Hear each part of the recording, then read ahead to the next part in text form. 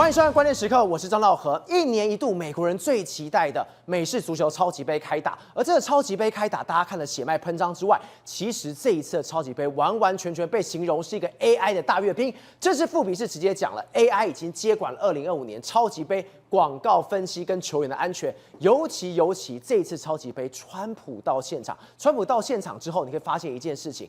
广告是谁买的？都是一些 AI 的大户买了下来。这个 AI 大户的广告有多贵呢？平均30秒26亿台币，但是 OpenAI 直接斥资了4.6亿台币买下来这支广告，他为的一切就是给川普看。而现在呢，这个超级杯的 AI 大战其实是给全世界看的。现在美国要秀它的肌肉，在 AI 市场上，在 AI 实力上，只有美国是最强的吗？在未来，我们也会持续带您看进去。这一节加入我们讨论有资深社会记者王瑞德。大家好，以及资深媒体人姚慧珍。大家好，聪哥，我们经常提到超级杯，我每次看美国人看超级杯，对，哇，他们很凶壮啊，这样，没错，票房超级高，等于什么？广告费一定非常贵，对，来大咖的表演也是非常的多，表演非常多的情况之下，今年不一样，今年我看到的是所有广告几乎都跟 AI 是有关系的，然后 AI 关系原来川普来到现场，而川普来到现场看到这一幕。龙心大悦，今天完完全全是 AI 在超级杯给全世界看到谁才是真正的 AI 大国嘛？对，没错。是今天早上的这个超级杯来说啊，是美国人最关心的一个比赛。美国人几乎的都会守在家里面看这个超级杯 Super Bowl。那除了这个 Super Bowl， 很多人观看，所以带来庞大钱潮。对，你知道30秒的广告要价800万美金，折合是2.6亿啊。所以呢，事实上在超级杯里面的广告，而且他们都可能只播一次就这样结束了。所以超级杯也是看美国当年流行什么一个最重要的广告时刻。那今天呢，大家都说今年的超级杯叫什么 ？AI 的大阅兵。为什么 AI 大阅兵？今年你看所有的 AI 公司，他们其实跟这个 Super Bowl 没什么太大关系，他们都去砸钱在 Super Bowl 里面做广告，特别是 OpenAI。他砸了大概约莫是1400万美金，折合新台币是4.6亿，然后做了一个广告，然后这个广告大概因为今天 Super Bowl 大概1.3亿人看，大家都做这个广告给大家看。好，那为什么要这样做这个广告呢？第一个，今天有一个人来到了现场去看比赛，那就是川普。川普来到了这个现场，所以呢，他们做这个广告当然要呼应川普 Make American Great Again， 尤其告诉你 AI 时代真的已经来到了美国，而且 AI 已经控管了这一次的 Super Bowl。川普来到现场之后，也难怪广告商直接全部都投入下来。是，而且川普为什么这么有底气？对，这些老板都跟在我后面。是的，难怪最好笑的是，他直接开唱泰勒斯喽。对，人家可是美国的流行天后，粉丝有很多，但是直接 PO 到这张照片，他直接酸他，因为泰勒斯的男友输球了。对，没错。输球之后，他直接讲说，唯一比堪萨斯酋长队度过更艰难的夜晚的是泰勒斯。对，他在球场上遭到呜的嘘声，是Mega 非常的无情。对，没错。上这一次的这个 Super Bowl， 除了这个 AI 的广告之外，还有一个非常重要的重点是什么？两个人来到现场，一个是川普，另外一个是泰勒斯。好，那泰勒斯我们知道美国年轻人最爱的泰勒斯，就没想到川普跟他尬人气嘛，就没想到这个泰勒斯人家照到他的时候，全场嘘声。不是，人家有名，怎么是真？大家都嘘他，为什么大家都嘘他？因为什么？因为事实上今天很多人是要为了看川普，那因为泰勒斯没有挺川普，大家都知道。再来就是说，因为这次对决是酋长队跟老鹰队，那他原本泰勒斯是老鹰队的球迷哦，就因为他男朋友现在在酋长队，所以就跳槽到酋长队。很多美国人就认为说你根本就是不忠的球迷，所以你在这边看现场满满的嘘声，大家都嘘他，好，嘘他就嘘他非常多的一个状况。然后好嘘完之后呢，然后后来拍到这个川普，就拍到川普的时候，大家都在鼓掌，哇，他们欢迎这个川普总统哦，对，欢迎总统莅临到现场，然后大家全在场的民众全部都这个鼓掌的欢迎他，就这样，川普当然非常开心嘛。你看，对比泰勒斯，去年我想拉拢泰勒斯来支持我，泰勒斯理都不理我，而且泰勒斯超级讨厌川普，所以川普更讨厌他。对，所以今天是修理这个泰勒斯的一个好时间。所以没多久，他在 True Media 马上就弄了一个那堪比这个堪萨斯酋长队度过更艰难的夜晚，就是泰勒斯，然后他在球场上遭到无情的这个嘘声 ，Mega 非常无情。所以也就是说，你看我的粉丝对这赢过了这个泰勒斯。好，这是一个非常有意思的这个画面，就是整个泰勒斯年轻人的偶像在这一次的超级杯里面被这个川普比下去。好，那为什么被川普比下去？我就讲，现在很多美国的这个所有人都说，哦，川普实在太厉害了，尤其他主导了这一场所谓 AI 的这个竞赛。那很多美国的大老板当然知道，看得懂啊，川普狼狈要到现场去，那今年又是 AI 元年，所以他们就砸了广告。好，那我们讲，事实上这一次的超级杯广告最引人注目的就是这个 OpenAI 他做的这个广告。我们看到这个广告，这广告你看，看得五煞煞，它到底在做什么呢？是它是标志着人类的这个历史的进程，包括说有火的出现啊，然后车轮出现啊，还有灯泡的出现，然后你看一直演进到什么登月的这个时刻啦，然后甚至你看。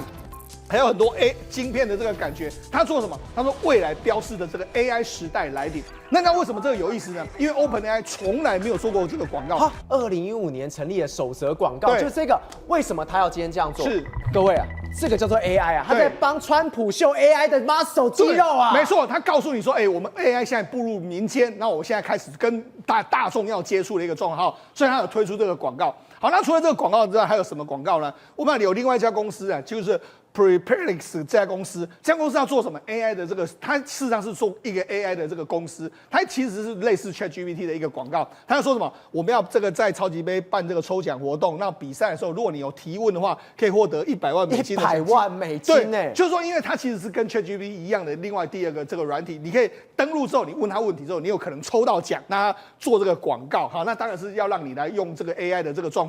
另外还有 Meta 又有一个广告 ，Meta 我们知道 Meta 它去年推出了一个 Meta 跟雷朋公司的一个所谓 AI VR 眼镜。好，这个他这一次做这个广告，你看他用这个找了很多明星嘛，然后拍了这个 Meta 的这个 AR VR 的眼镜的这个广告，拍的也是花了非常多钱。好，那除了这个之外，还有什么？一个叫做这个 Salesforce 这个公司，它事实上是一个软体公司。那软体公司来说，它是跟企业互相合作，然后它是做什么？他就说，我有一个 AI 助理呢，那你只要跟他说我要订什么航班的时候，然后他就帮你订好，然后你要什么旅程，你就可以顺利用它，然后帮你做任何的行程规划，然后你可以顺利达到你想要的这个地方。你看，他还找了马修麦康纳来广告，你就知道说，都是这个电影明星都是那么大咖，然后在这个在这个所谓超级杯里面这个广告，所以今天超级杯的广告都是满满 AI 元素。对 AI 元素，他就告诉你 AI 怎么改变你的生活。那另外一个还有一个美国的一个公司叫 GoDaddy 的公司，那 GoDaddy 公司它其实是个老的一个网络架设公司，那原本公司快要倒了，那因为网络架设都没有人要玩的嘛，对。但是没想到他现在弄成什么？他现在帮客户在 AI 平台上面来说设计一些广告，所以等于是说，他因为投放这个广告到 AI， 透过 AI 帮助客户投放广告之后，让他又活过来，然后他就跟你说，你看。我们现在可以帮你做这个所谓广告的这个 AI 的这个方式，好，所以你看，今年我们看超级杯里面有这么多公司全部都投了这个广告，那告诉你什么？告诉你当然是 AI 时代来临了嘛。而且现在最夸张的是，现在 AI 上面，你刚刚看到这么多广告之外，对，超级杯里面有没有 AI 影子？有，广告是一个影子。对。现在超级杯里面所有球员用的东西也都被 AI 接管了。没错，事实上我们如果看超级杯超级杯是个非常高科技的比赛。为什么？你看这个副笔试就是说什么 AI 接管2025年的这个超级杯，那广告分析还有球员的安全。好，那为什么这样子？我们来讲，它满满的这个科技感啊。第一个，你看就是这个画面。对，没错，它这是什么呢？因为我们知道，它美式足球要类似情报，对，情报人，对。那情报的时候，你总不能找真的人来演练嘛？好，找真的演练非常辛苦。好，那怎么做呢？我们用机器人，用机器人太低。所以现在这个情报的这个训练，这个是 AI， 是。那以前过去到人跟人嘛，问题是你人跟人人家对练也会累，对不对？那我用这个所谓 AI 的方式 ，AI 这个机器人它会跑到你要跑的方式，它要训练你时间反应可能要更机灵、更敏感，那你要赶快躲过那些可能要情报你的人，你要闪过去，或者他可以做什么战术的演练，用这样的方式，你可以练习的这个频率或者练习的强度都可以更强。你只要把参数设定下去之后，甚至对手怎么会跑的相关资料放进去之后，你就可以用这个方式直接去模拟他未来怎么跑。总比你叫真的你的队友那边练得好嘛，那你队友能够练几次好，这属于是提高你的训练强度。那除了这个之外，他们还可以用 AI 的方式来调整，就是说，你看你跑锋或是边锋或是你的四分卫，你怎么去投？那怎么投的话，他们有非常多的数据输进去之后，你可以用 AI 的方式呢，我怎么增强？比如说我要传得远的时候，我转速要多少，或者跑步的时候我要怎么去跑，这全部都可以让你调整。那除了这个之外，还有一个非常有意思。有没有他们的很强度？如果你看这个 Super 你就知道，他们撞来撞去，所以他们嘴巴都要戴个牙套。对，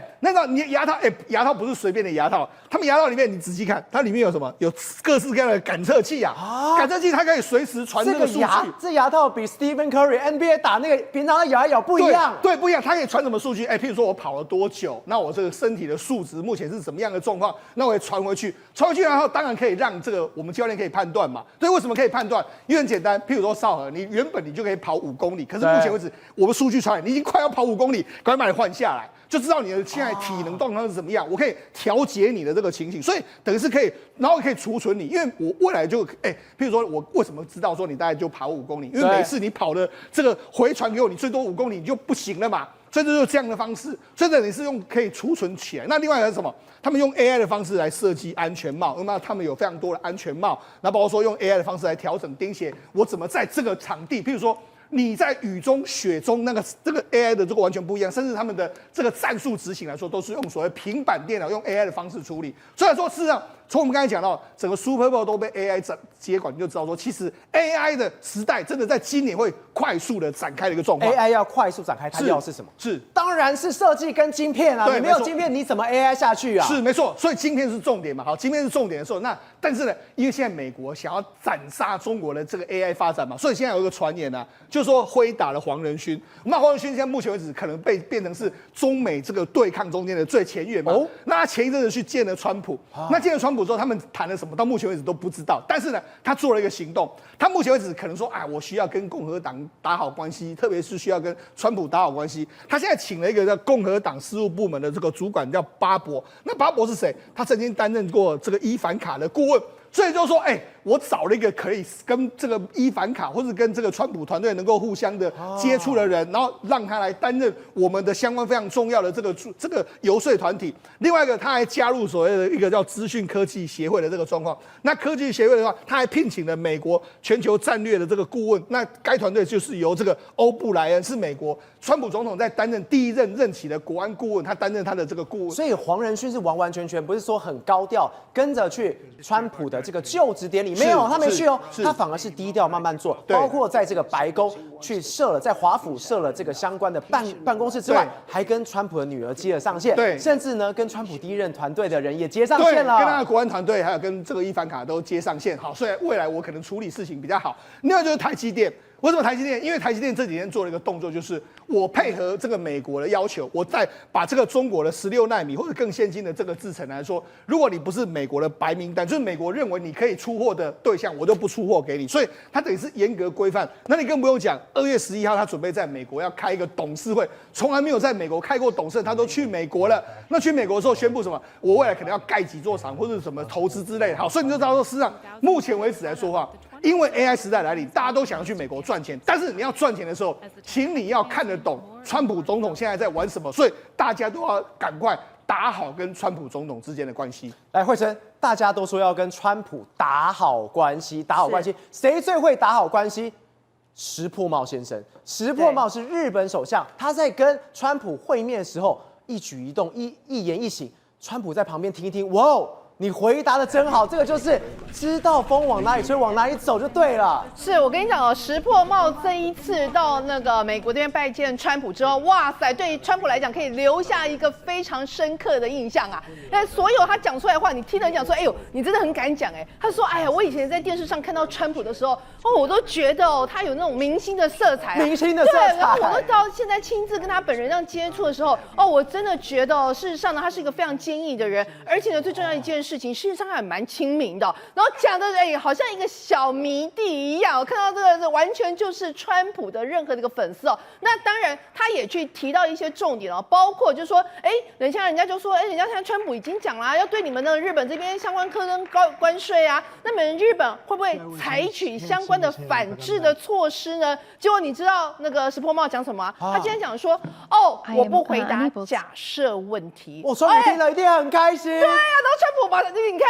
不敢，就是马上表态什么意思？哦，我没有马上，你对我怎么以牙还牙，以眼还眼没有？哎，我不回答假设问题。所以川普在旁边就听了就觉得说，哦，这个问题回答的非常好哦，所以你就知道，那个真的是极尽所能讨好川普不欢心，而且他最重要要讲一件事情，他说什么？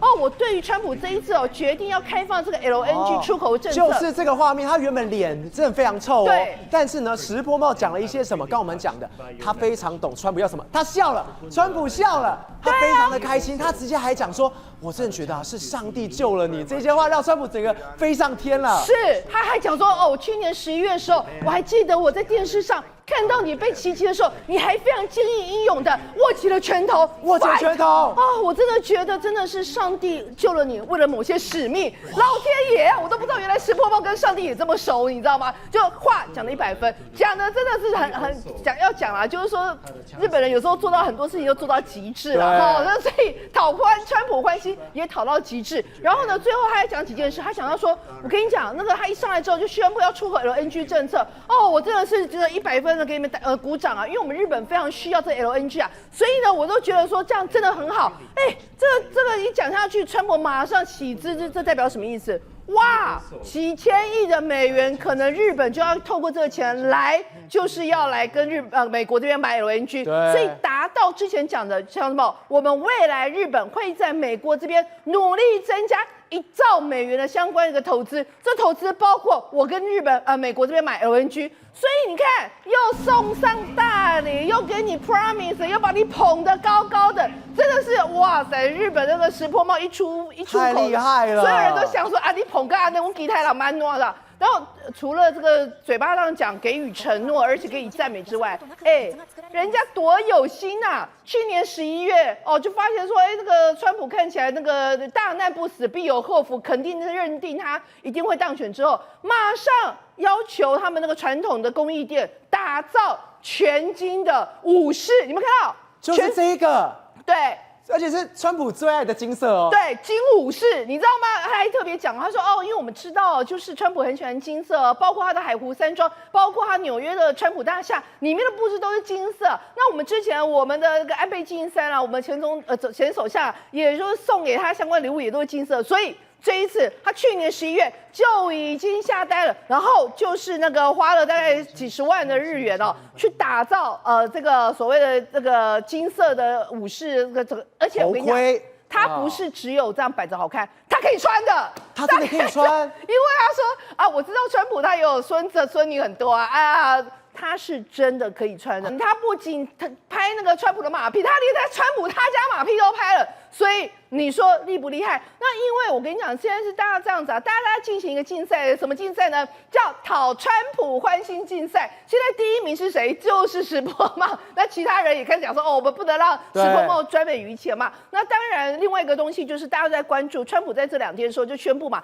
可能要针对8个国家进行的关税的一个大战，其中呢，我们台湾也被点名嘛。那点名的部分，我们就说第3轮啊。那现在大家都在揣测，因为我们都知道台积电的董事会竟然要首次在美国这边召开2月12号，也就是这2天即将要登场。大家都在想说，是不是也是为了川普回归川普2.0版，所以要把整个这个董事会都就是搬到美国这边？那当然也有人讲到说，事实上也不是这样啦主要是因为美国厂这边投产。那现在呢，也是借由这个机会，可能有更高阶层，包括我们的这个国发基金的这个主委啊，现在人也国发会主委现在也在边，对，因为他也是董事嘛，他也提前到，是不是在这个过程里面有可能针对我们台湾的半导体在美国加码布局，或者是其他的一个合作案，有更多的讨论机会是有可能。但可以确定的一件事情是，现在包括台积电这个部分，在美国这个部分也是一个赛因。那大家在看，在这一场的所谓的董事会之后，还有美国包括川普这几天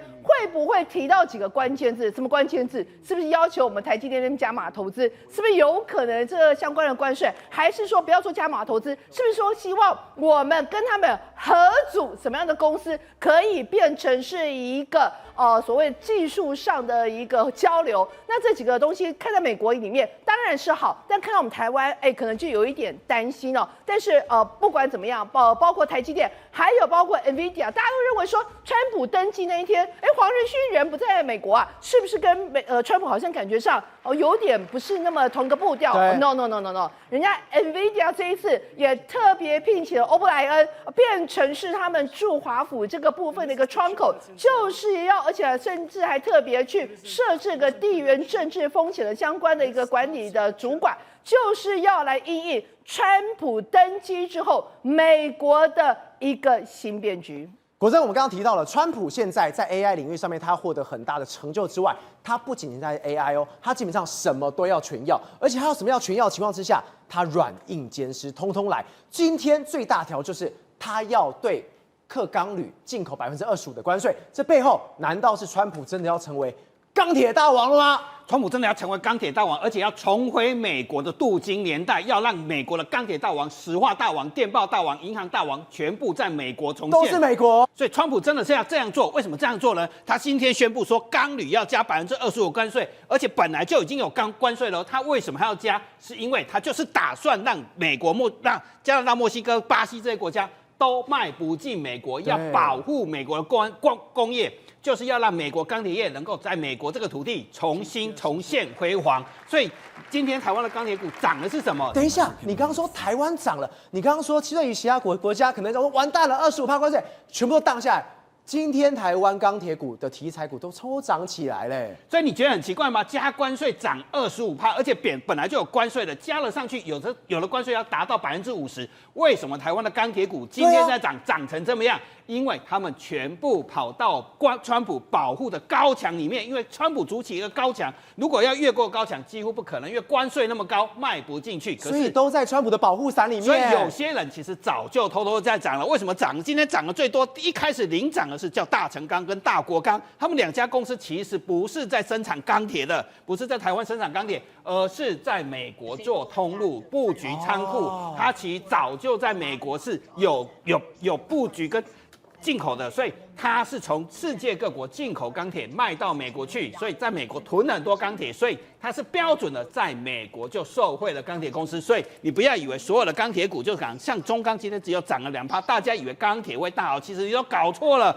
是因为有人提早在美国早就布局了，提早在美国布局，而且不会受到美国川普关税的影响，因为川普想要是什么？想要在美国建立一个新的钢铁帝国、石化帝国，包括他要什么？要做什么？其实你看这件事情就很清楚。川普一上任的时候，就把一座高山，美国最高山本来叫迪纳利山，那时候是奥巴马时代用原住民的名字把它改过来的。结果现在他一上任就颁布叫做麦金里山，这个是什么来头啊？这就是美国的第一高峰，在美国境内，虽然他在阿拉斯加，对，他是美国的，在1870年到1910年本来是参议员，后来变成的总统，那他就是提高关税，保护美国工业的人，就跟我们今天看到一样，钢铁加关税，保护美国的工业。所以川普走的是麦金利的路线，他完全在致敬他，向他致敬，学习他。所以，你觉得很奇怪，为什么要搞这件事情？一上任把奥巴马时代，因为他尊重原住民嘛，把名字叫做迪纳利山，表示是一个非常高峻的山。结果现在把它改回来，叫美国总统山。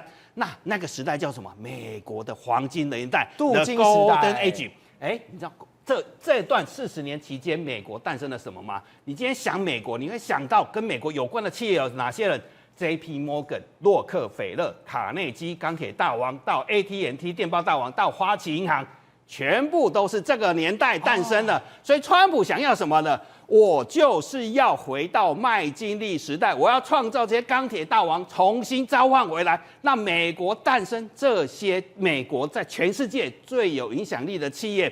而且麦金利，这就是麦金利。川普还讲什么，你知道吗？要不是他提早被遇刺，后来就把总统交给别人，对，他有可能成为美国总统山的雕像里面。所以川普从头到尾都在走麦金利路线，而且那时候提高关税，不是很多国家就会不开心，对，会不客气吗？对不起，麦金利就是开战，所以他打了一场美国跟西班牙战争，就是为了加勒比海跟一些殖民地的利益。他毫不客气，就打败了西班牙，把哪些地方拿下来？把菲律宾拿下来，把关岛拿下来，波多黎各拿下来，让古巴独立，以及后来夏威夷拿下来。所以那时候被世界称什么样？51个影响世界的关键大事是什么？麦金利率领美国击败西班牙之后，摇身一变变成侵略性的海洋帝国，没有再客气了，它就是侵略性的国家。所以川普是要向他致敬，要重回镀金年代。所以对石破茂，他没有再客气的。本来美国的日本制铁已经通过股东会了，收购美国钢铁哦。美国钢铁是谁创立的？就是镀金年代的卡内基，所以我们称为卡内基叫钢铁大王。那个东西绝对不可以被拿走，当然不可以没人拿走啊！所以石破茂握手之后说什么？149亿美金嘛，他已经拿149亿出来了，现在变成送钱，依然是美国企业，我叫投资不叫收购，送钱还不够哦，我还送技术，日铁将向美钢提供技术。第一个给他钱之外，仍然是美国企业，而且日铁向美钢提供的是技术哦，这技术他们非常强，而且还在美国生产。更高品质的产品，我还不会搬走哦，就在你美国生产哦。送钱送人，还送技术，还有这么好的事情，所以日本制铁收购美国钢铁的股权不会超过一半，所以美钢依然是美钢是美国最伟大的公司，所以卡内基大王就会重新再生。当然，日本得到什么？日本得到关税的保护，所以川普为什么要执行这件事情？你说日本为了要得到关税保护，包括了他把钱送过去，原本是要收购你149亿美金，5000多亿台币，最专业的技术你也拿走了。对，把技术拿过，可是他将会持有49%的股权，因为不会超过50%嘛，等于享有日本制铁享有美钢在美国的利益，因为美国会筑起一道高墙，你等于间接把一半的产品或一半的投资在美国，美国以后钢铁市场跟钢铁价格会非常好，因为川普就是要打造美国钢铁帝国，美国镀金年代再起，所以侵略性的海洋帝国没有再客气了，所以杜鲁道很担心啊，川普现在各这关税的目的，其实目的是什么？加拿大的自然资源。他可能会把加拿大并吞成为美国的51州，结果川普说什么？如果他缴税缴这么多，可能会被我们课2000亿的税啊！如果他把它变成美国51州，那我就不介意这笔钱。我倒不介意耶。对，所以川普是说很诚实的说，加拿大要变成美国51州，是的，因为美国怎样？重新回到那侵略性的海洋帝国，美国要回到镀金年代。瑞德哥，现在川普是一个完全没有耐心的人，因为他要回到什么？他要回到那个镀金年代，他要什么都是美国第一的时候。现在他把俄乌战场完全搞定下来，他今天跟普丁通了电话，希望能结束战事。而在中东这个乱局，他似乎快没耐心了，到底要怎么解决这件事情？川普直接说得非常白，我们看了一个画面，这个画面呢，他直接讲由以色列来处理这些事情绝对没有问题。为什么？因为他给他的炸弹 power 很强。我们现在看到这个画面是什么呢？那么这个画面呢是直接钻地炸弹整个砰的从高空中直接炸下去的一个画面啊。那钻地炸弹呢，它跟一般的这个炸弹不太一样哦。一般的炸弹撞到了建筑物啦，撞到了这个地面啊等等啊。那么它的引信呢弹头前面的引信啊一引爆以后，一撞击引爆，砰就整个炸弹就炸开。那么这个钻地炸弹呢，它的特性就是它专门要打在地底下面的这个相关的包括基地啦，还是它的目标物。所以呢，它会先钻进去了以后呢。钻到一定的阶段了以后，才让它的引信引爆弹头再进行爆炸，让它的伤害那么到达了最高的一个境地。瑞德哥，你刚刚讲到一个非常关键的，现在对于美国来说，它的唯一敌人是什么？就是中国。他们在这一次红旗操演里面，过去是什么？敌人是俄罗斯。完全变了，变成就是中国。事实上呢，那么红旗操演很多次都是美国跟它的主要邦交国的盟国啊。不过其实我们台湾默默的用这个观察员的这个人身份呢，我们也加入了这个。所以台湾有加入，有直接近距离看呢。其实都有派人去，那么实际观摩等等。因为你要知道嘛，因为呢台湾跟美国的关系越来越好，可是毕竟还是爱到，那么不想直接挑战中共嘛。对。那我们台湾的特战部队，像我的部队征战特遣队就是由绿扁帽训练的，我们的海龙蛙兵就是由海豹部队训练的，这些都是现在 ING 进行式，只是我们没把它拿到台面上来哦。那包括红旗操演等等，他们的操演是完整的，他们的演习是完整的。你知道出动多少飞机啊？人数不多，人数3000多人，但是他的飞机竟然有150架以上。各种各式各样，像包括这个美国这个红旗操演包括历次的演习里面呢，美军英军还有包括这个澳大利亚这个空军等等他们所发射的飞弹炸弹各式各样，那么就很感慨。竟然2天就用掉了我们空军的相关的预备弹，这个数字非常的惊人，没有错。这个是前空军副司令范大伟，他直接讲非常白哦。我国空军赴美专精训练的21中队2天就能把我国的战备弹药全部打光不过我告诉各位呢，差别在什么地方了？因为美国毕竟是大国，你不要忘记，台湾很多的飞弹都是靠我们跟美国买的嘛。对，那我们买的顶多买几十颗啊、几百颗等等。那因为有钱的问题，那美国的军力跟我们不一样，那世界超强啊，老共加俄罗斯加起来都不是他的这个对手啊，所以你就知道，那美国当然可以源源不断的打。他把旧的打掉以后，新的马上就不断的源源不断的生产等等啊，他可以经得起这样2天就把台湾的预备弹打掉嘛？为什么？你看它的无人机，你看它的刺针飞弹、标枪飞弹，这些都是我们台湾的几十倍、几百倍。那重点在于，我们都没有办法第一时间用高科技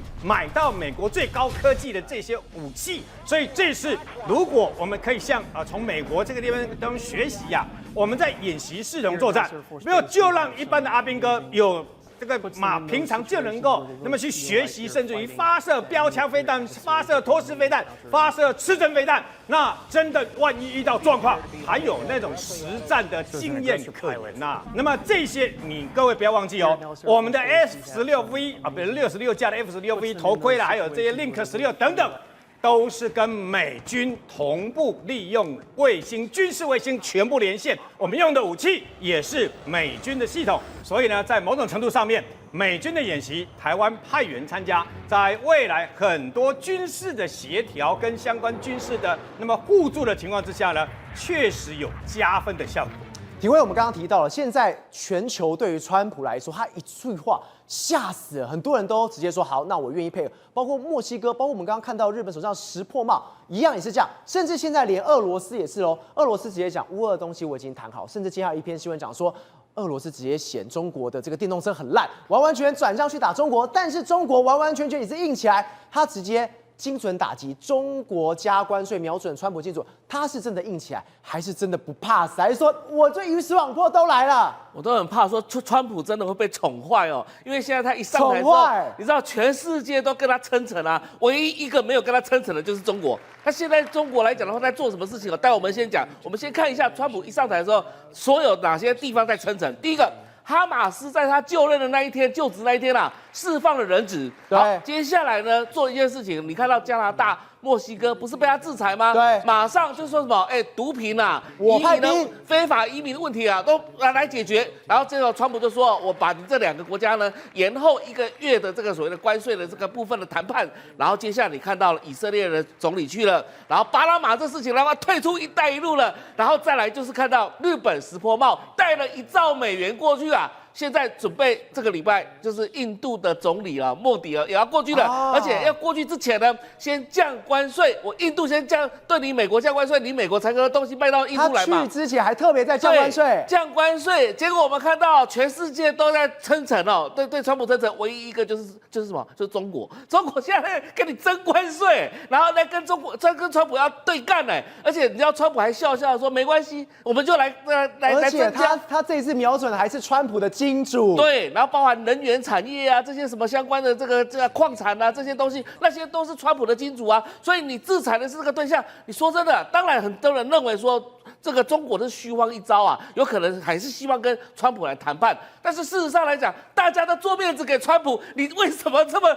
就是这样？你这个傻瓜，你还在做这件事情呢？而且你不要忘了哦，是连普丁都跳出来，私底下有可能跟川普已经都打电话。最近这几个月的普丁非常奇怪，你知道吗？你知道中国跟俄罗斯之间不是有欧洲班列吗？中欧班列，什么叫中欧班列？就是有4条线呢。坐着铁路，然后用了货柜，然后从这个俄罗斯载过去，再到欧洲去了。结果中国的货品要载过去，经过俄罗斯的时候，俄罗斯竟然把它全部挡住。这3个月当中，已经挡住了，没收了1000多个货柜，你知道吗？这3个月默默的进行了这件事情，对，默默的进行这件事情啊。结果你看到川普他提名那个司法部长，现在过关了，叫邦迪。邦迪现在上任的时候，在前天马上就做一件事情。取消了，而且说解散了在美国境内的什么，就是针对俄罗斯企业的审查工作小组。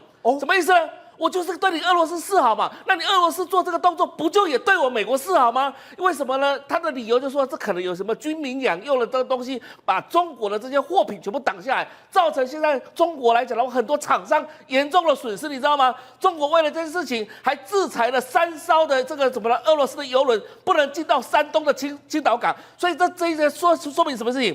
川普在分化普丁跟习近平之间的关系，已经这个战略上已经在奏效了。体会，所以你刚刚说分化奏效，真的奏效。现在俄罗斯的工贸部长直接说，俄罗斯的工贸部发现3个中国品牌卡车存在严重的缺陷，之前最多输入电动车到哪里？就是俄罗斯啊。对，俄罗斯说没问题，现在我要给你的，现在直接翻脸，你们车怎么那么烂？中国制造的3种卡车啊，基本上执照拿不下来啊，证照拿不下来。现在来讲的话，在俄罗斯境内也可能被排除掉。所以现在来讲的话，我们表面上看起来是中俄之间的关系好来好去哦。事实上来讲的话，川普的这个分化策略已经开始奏效了。那当全世界都开始在跟川普争执的时候，所以普丁跟习近平感觉说非常好，现在要翻脸了。是，所以你现在中国还笨笨的、傻傻的，然后还做这个反制措施哦。我相信有下一招，川普可能会出狠招来对付中国。